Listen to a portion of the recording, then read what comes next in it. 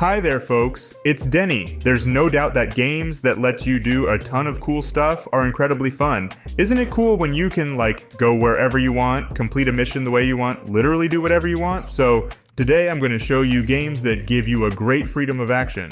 And yes, I've done a video like this before, so don't be sad if there aren't any games today that you may have wanted to see. Maybe there were in the previous videos. But anyway, before we begin, don't forget to hit the like button and subscribe if you're new to the channel. Okay, let's get started. Well, the first game for today is still in progress, but it's about to be released. It's Life by You. It's literally a real-life simulator that lets you create and control your characters, build houses and cities, complete quests, and chat with other people. It's kind of like The Sims, but with its own features. As in other similar games, here you can do literally everything you want. Build houses and cities from scratch, use various tools to create buildings, furniture, decoration, and landscape, customize your character to your liking, choose their occupation, hobbies, and make friends, explore the world, and so on. And you know what makes this game special? You can communicate with the NPCs on your own. Like, you text him whatever you want yourself. Like anything you want, and they'll respond to anything you tell them in real time. I've got something for anime fans too. Harvestella is an RPG that lets you enjoy everyday life, interacting with people, and having adventures. The freedom of action here is really great. You can, farm, fish, raise animals, and more. There is a huge open world with various locations and season changes. So in addition to living a peaceful life, you can explore the environment, travel to different cities and dungeons, fight with enemies. In general, do whatever you want. On top of that, you can choose one of several classes for your character, so that your gaming experience would be as nice as possible. Oh, and one more thing, the game has a deep system of character relationships. This means you can communicate with anyone you want, do all sorts of quests for those you like, give them gifts, and even marry them. Isn't that freedom?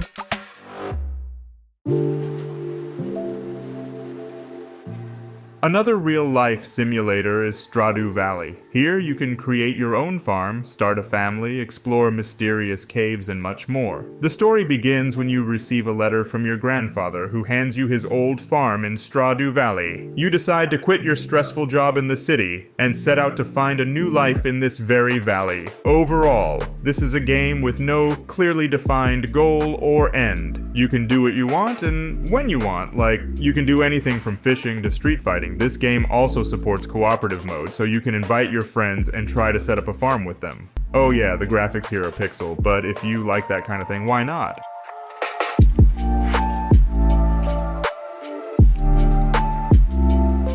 And next we have, well yes, another real-life simulator, but I promise this one will be the last one for today. Disney Dreamlight Valley is kind of a hybrid of a life simulator and an adventure game, with tons of quests, exploration, and exciting activities featuring Disney and Pixar characters. You find yourself in a fairy tale world with cartoon characters, but danger is coming to this world. So now all the inhabitants have lost their memories and their essence. Your goal is to, well, help them remember who they are. You can create your character, build your house, and set out to explore the world. What's cool about this game is that there's a real bunch of activities. As for the gameplay, well, it consists of three main elements: story, exploration, and endless grinding. Things that no simulation game can do without.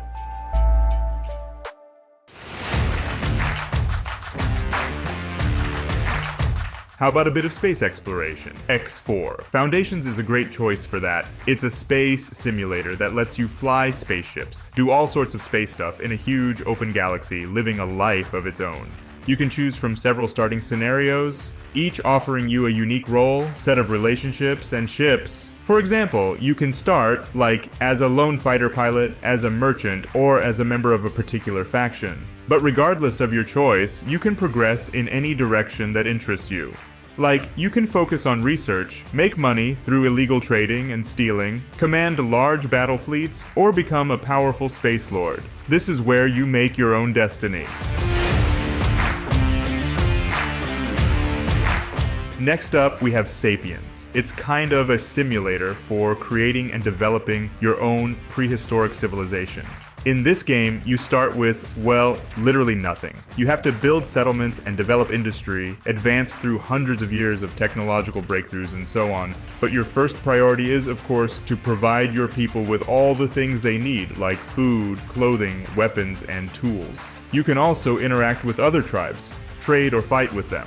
Basically, in this game you need to develop your civilization from a small company of simple hunter-gatherers to a stable, powerful society over thousands of years.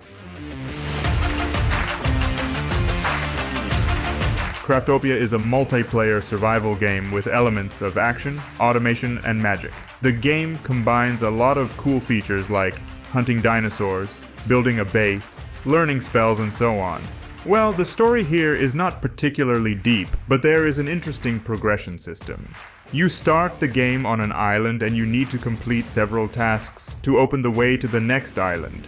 Each of them has its own vibe, climate, and difficulty level. There are several eras of development, from the Stone Age to the Space Age, each one unlocking new items to craft and all sorts of other useful stuff.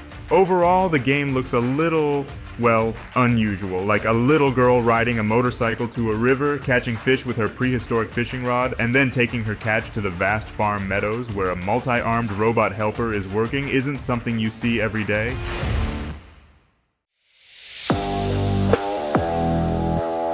Next up, we have Shadows of Doubt, which is a sci-fi noir-style stealth detective game. In this game, you work as a private detective who investigates murders and all sorts of crimes using his skills of observation, logic, and stealth. Moreover, this is not just like a detective game with pre-made scenarios and a linear story. This is a full-fledged sandbox with complete event simulation. Everything in this game is generated procedurally. The city, its inhabitants and their occupations, murders and other crimes, evidence and witnesses. Well, you can do whatever you want. Like, you can follow the suspects, break into other people's apartments and offices, hack computers and doors, eavesdrop on conversations and read correspondence, analyze evidence, and draw conclusions. The main thing is to find a suspect, prove his guilt, and arrest him. Truly, a real detective simulator.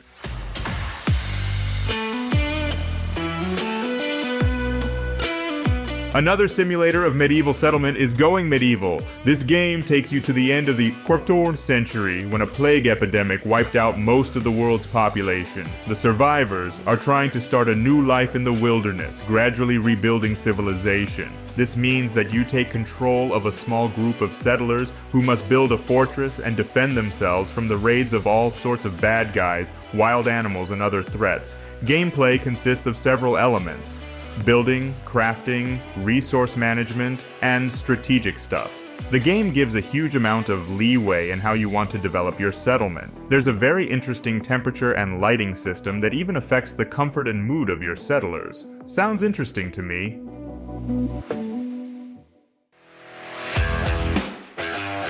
Next, we have the sequel to the famous life simulation game series, The Guild 3, which takes you to the late Middle Ages and offers you to create your own dynasty.